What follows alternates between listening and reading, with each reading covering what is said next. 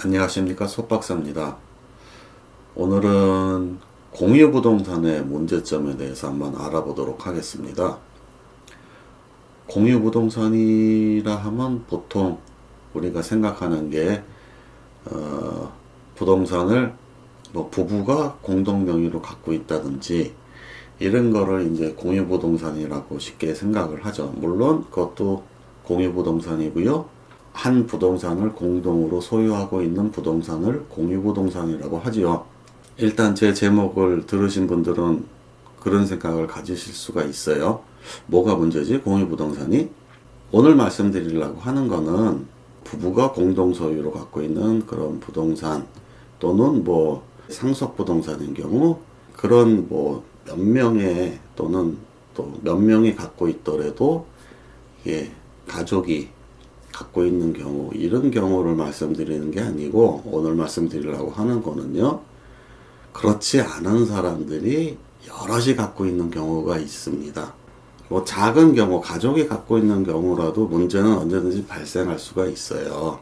가령 제가 다른 편에서도 말씀드렸지만은 부부가 공동 소유로 갖고 있는 부동산을 처분하거나 아니면 임대를 할 때 소유자가 부부, 남편이나 부인 어느 한쪽이 나와서는 계약이 안 된다라고 말씀드린 적이 있어요. 왜냐하면은 공유물의 관리에 관한 사항은 과반의 지분권자의 동의가 필요하거든요. 그런데 임대차 같은 경우에는 이게 부부가 2분의 1씩 갖고 있으니까 과반이 아니고 절반이기 때문에 안 된다라고 제가 얘기 드린 바가 있죠. 작은 문제는 이제 그런 문제가 있어요. 그리고 그 공유 부동산을 이제 처분, 매매를 할 경우에는 부부가 다 나와야 돼요. 왜냐하면은 공유자 전원이 그 동의를 해야지 그 부동산을 매매를 할 수가 있기 때문이거든요. 뭐 요것도 이제 작은 불편함이라면 이제 불편함이 되겠고요. 그 다음에 이제 상속부동산 같은 경우에는 뭐 아버지가 뭐 아파트든 뭐 작은 상가 건물이든 그거를 이제 물려주고 돌아가셨을 경우 대개 이제 부인이 갖고 자녀가 이제 지분별로 해서 이제 나눠 소유하는 경우가 많이 있어요. 이런 부동산을 이제 뭐 매매는 말할 것도 없거니와 임대를 하고자 할 때도 이제 사소한 문제들이 있어요. 가령 뭐 이제 상가 건물인데 어느 상가 하나를 임차를 해요. 임대차 계약을 할 때 임차료 있잖아요. 그러니까 차임을 누가 받을 것인가에 대해서 싸움이 나는 경우가 간혹 있어요. 보통은 그 부동산이 부모님이 이제 노후 대책으로 세 받아가면서 사시려고 하는 경우가 많거든요. 그래서 그런 부동산일 경우에 이제 임대차를 하면은 대부분은 자식들이 뭐 어머니한테 차임은 입금시키세요 이러는 경우가 많아요. 그런데 간혹 어느 자식 하나가 좀 무력이 있는 경우가 있어요. 그래서 내가 지분이 몇 프로가 있으니까 그 지분만큼은 나에게 보내달라 이러는 경우가 있어요. 어머니와 자식들 간에 막 싸움 나는 경우도 간혹 있거든요. 뭐 그런 문제. 오늘 얘기 드리려고 하는 거는 이런 뭐 소소한 문제를 얘기를 드리려고 하는 게 아니고 공유 부동산인데 이게 소유자가 수십 명, 수백 명인 경우가 있어요. 그게 예전에는 어디에서 이런 현상이 발생을 했었냐 하면은 경매에서 그런 현상이 발생을 했어요. 그게 무슨 소리냐 하면은 사실 뭐 유튜브에도 보면 그런 채널들이 여러 보이긴 하는데 투자 강의하는 뭐 그런 데 있죠. 또 뭐 경매 기법 뭐 이런 거 가르쳐 준다고 하는 곳. 그런 데에서 투자 실습을 한다고 해갖고 정말 낙찰을 받아버리는 경우가 있어요. 그 수강생들 전부를 모아가지고 데리고 가가지고 낙찰을 받는 경우가 있어요. 제가 이제 현업에 있을 때도 저희 동네에도 하나 있었어요. 제가 잘 아는 부동산인데 어느 날 갑자기 자기가 이제 주인이라고 하면서 명함을 놓고 가면서 임대를 놔달라고. 그래서 그 부동산을 제가 잘 알거든요. 계속 경매가 되는데 유찰이 됐고 좀 권리관계가 굉장히 복잡했던 부동산이에요. 그게 이제 자기가 낙찰을 받았다고 해서 제가 좀 조사를 해봤죠. 그 경매 기록도 조사를 해보고 등기사항 정보증명서도 띄워보고 그 다음에 그 사람이 주고 간 명함의 주소지를 로드뷰를 통해서 거기가 정말 그런 데가 있나 그것도 한번 확인을 해봤는데 경매 이제 브로커 뭐 좋게 말하면 컨설턴트 뭐 그러니까 경매 컨설팅 이런 거 해주는 데예요. 거기에서 수강생들 전체를 데리고 가서 낙찰을 받아버린 거예요. 그래서 낙찰 인원이 한 120명 정도 됐었는데 팔도에 다 있어요. 소유자가 뭐 경기도에도 있고 서울에도 있고 강원도에도 있고 경상도에도 있고 전라도에도 있고 충청도에도 있고 제주도하고 울릉도 빼고는 다 있더라고. 이런 부동산은 매매는 더할 나위 없이 뭐 문제가 되고 임차할 때도 굉장히 골치 아프거든요. 왜냐하면은 과반 이상의 지분권자랑 계약을 해야 되는데 과반의 지분권자를 연락할 방법이 없는 거예요. 뭐 방법이 있다고 하더라도 한날 한시에 모이게 하는 것도 그렇고 또 그 임차료를 어떻게 배분을 할 거냐 이거죠. 그래서 이런 거는 애시당초 그냥 건너뛰는 게 나은데 꼭 그것도 무력의 욕심에 눈먼 부동산에서 계약을 해줘요. 뭐 몇 명, 한두 명 데려다 놓고 그래갖고 다른 지분권자들한테 시달리는 거를 봤는데 뭐 그 부동산은 뭐 인생 공부 좀 했겠죠. 아무튼 기존에는 이렇게 그 경매 컨설팅 해주는 뭐 이런 곳에서 뭐 투자 강의 뭐 부동산 뭐 강의 뭐 부동산 재테크 이런 거 많잖아요. 그게 요즘은 다른 데로 번져붙었어요. 어디에 번져붙었냐면은 기획부동산에 이게 넘어갔어요. 공유지분이 사기죠.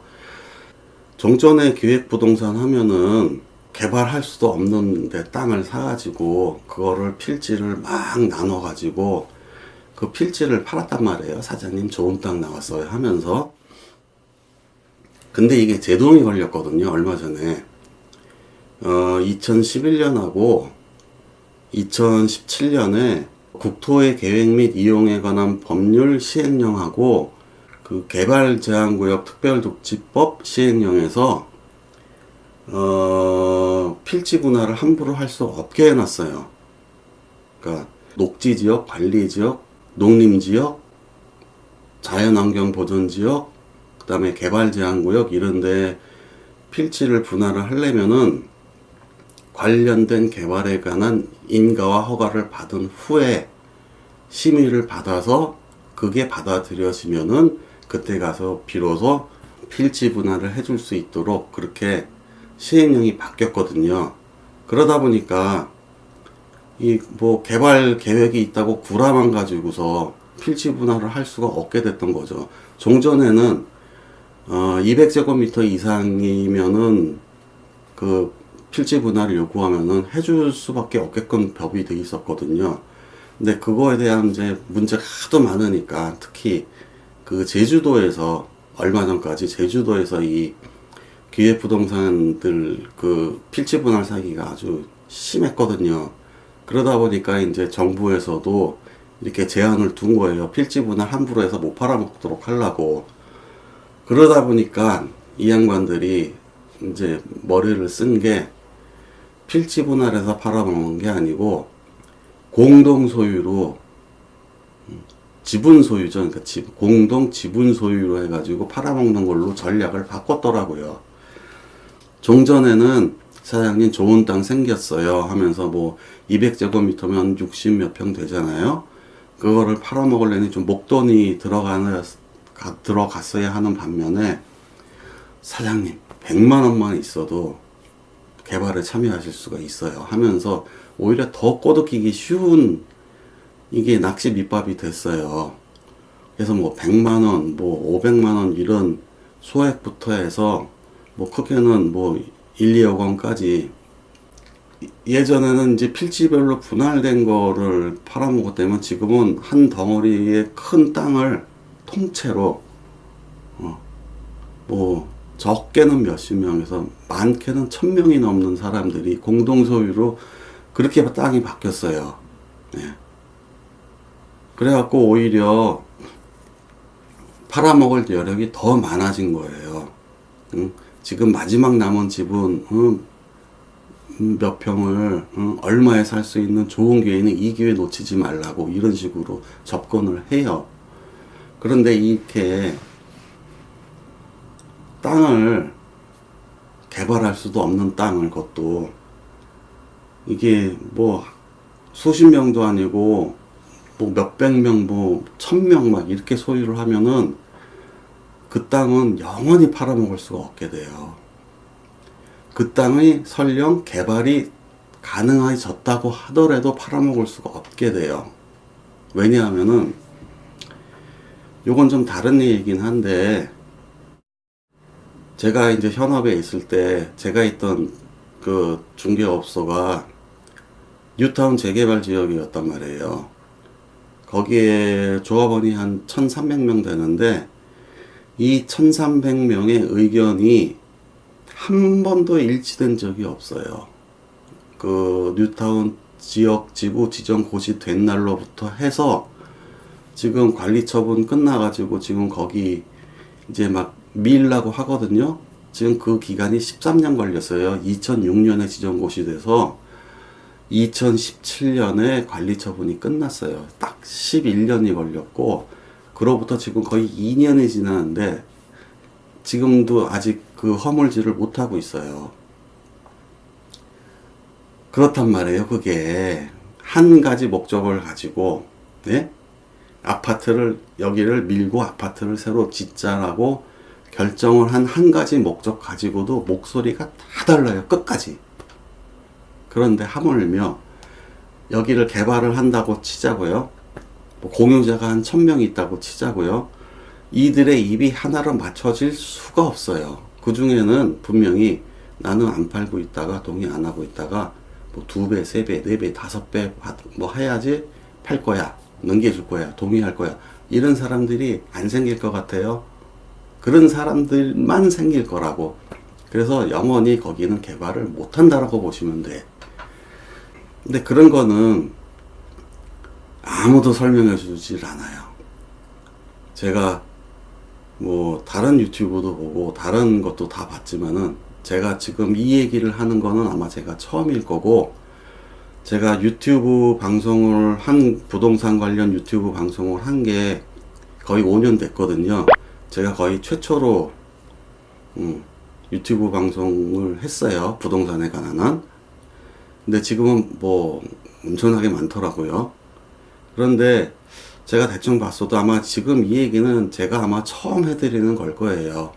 정말 돈 내지 않으면 안 가르쳐 주는 거 정보예요. 이런 거는. 아무튼 이거는 아셔야 돼요. 공유 부동산에 관한 거는 처분 및 관리가 민법에 규정이 돼 있어요. 처분에 관한 거는 공유자 전원의 동의가 있어야지 처분을 할 수가 있어요. 그래서 절대로 경매나 기획부동산에서 권하는 지분 참여 절대로 하시면 안 된다라는 거. 그리고 참여하셨다면은 미안한 얘기지만은 이게 이제 대대손손이 욕을 드실 일만 남았다라는 거. 네 아버지가 이거를 사는 바람에 우리가 이렇게 세금을 쓸데없이 내고 있단다. 그 다음에 이 이 산이 할아버지가 예전에 사놓으셨던 건데 여지껏 팔지도 못하고 이렇게 애물단지란다. 또 그 대를 넘어서서 네 증조 할아버지가 샀던 산인데 지금까지 아무것도 못하고 있단다. 이제 그 다음부터는 네 먼 조상님이 사신 건데 괜한 거를 사가지고 우리가 이것도 못하고 저것도 못하고 세금만 내고 있단다. 이런 소리 듣게 됩니다. 부동산 투자에 관한 방송도 그렇고요. 뭐 케이블 TV에서 하는 방송은 뭐 말할 것도 없고, 뭐 유튜브나 팟캐스트나 이런 데서도 마찬가지고, 뭐 주식도 마찬가지예요. 뭐 경매 이런 데도 마찬가지예요. 어떤 사람의 무력을 자극을 해가지고 그거를 수익의 발판으로 삼는 그런 목적을 가진 데가 많은데, 한 가지 공통점은 이것만은 아셨으면 해요. 아무도 책임을 져주는 곳은 없다. 본의 아니게 뭐 다른 방송을 까고자 하는 건 아닌데 현실은 그렇다는 거.